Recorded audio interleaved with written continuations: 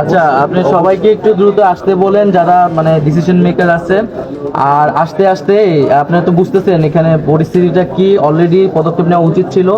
এখানে সরকারি এবং বেসরকারি যে প্রতিষ্ঠানগুলো আছে তাদেরকে আপনারা কল করুন, যে বোর্ডগুলো আছে, স্পিড বোর্ড আছে বা যে ধরনের ব্যবস্থা নেওয়া যায়, ট্রলার, এগুলো সব। হ্যাঁ হ্যাঁ, জি জি, আপনার শুধু সরকারি না, বেসরকারি প্রাইভেট প্রতিষ্ঠানগুলোকে আহ্বান করুন। হ্যাঁ, সবগুলোকে বলে দেন এটা একদম প্রধান উপদেষ্টা থেকে নির্দেশ আছে, ঠিক আছে? হ্যাঁ, আর কন্ট্রোল রুম, হ্যাঁ কন্ট্রোল রুম কখন শুরু করতে পারবেন আপনারা? কন্ট্রোল রুম চালু করতে পারবেন কখন? 9টা হবে না তো? আমরা 6টা পর্যন্ত টান দিছি। হ্যাঁ,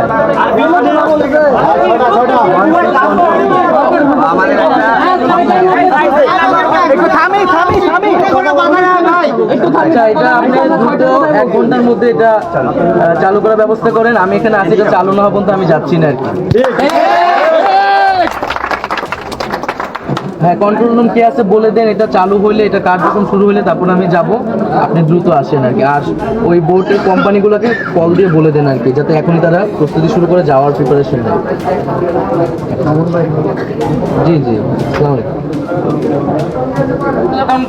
আমি ধন্যবাদ জানাচ্ছি যে তারা আছে এবং সকলের প্রতি আহ্বান থাকবে যে আপনারা ঐক্যবদ্ধভাবে প্রতিটা বিশ্ববিদ্যালয় বা যেভাবে ত্রাণ উত্তোলন করছেন সেটা ইউনাইটেডলি করেন এবং সরকারের জায়গা থেকে প্রধানমন্ত্রীর দপ্তরে যে ত্রাণ তহবিল আছে সেখানে সব টাকা সকালের মধ্যে সেখানে কার্যক্রম শুরু হয়ে যাবে।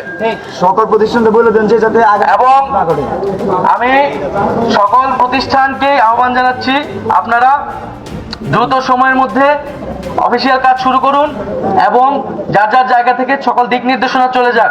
আমাদের এখানে যাতে আর কোনো নির্দেশনা আমাদের জায়গা থেকে না দেওয়া লাগে, যাতে ছাত্রদের আর কোনো প্রতিষ্ঠান এভাবে ঘেরাও করে দাবি আদায় করা না লাগে।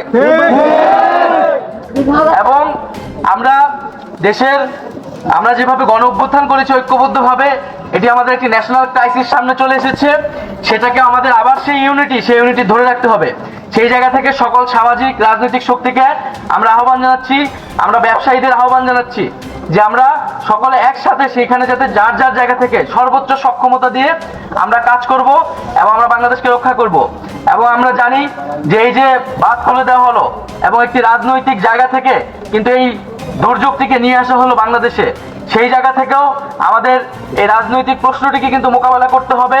কেন যে কোনো এই যে বাঁধ খুলে দেওয়া হলো বাংলাদেশের সাথে কোনো ধরনের কোনো আলোচনা ছাড়া, কোনো ধরনের ডিসকাশন ছাড়াই কিন্তু বাঁধ খুলে দিয়ে বাংলাদেশের মানুষের বিরুদ্ধে আমাদের সেই প্রতিবেশী রাষ্ট্র কিন্তু জনগণের বিপক্ষে দাঁড়িয়েছে। আমরা তার নিন্দা এবং প্রতিবাদ জানাই এবং আমরা আহ্বান জানাবো যদি বাংলাদেশের জনগণের বিপক্ষে কোন রাষ্ট্র দাঁড়ায় তাহলে বাংলাদেশের জনগণও কিন্তু তার জবাব দিবে।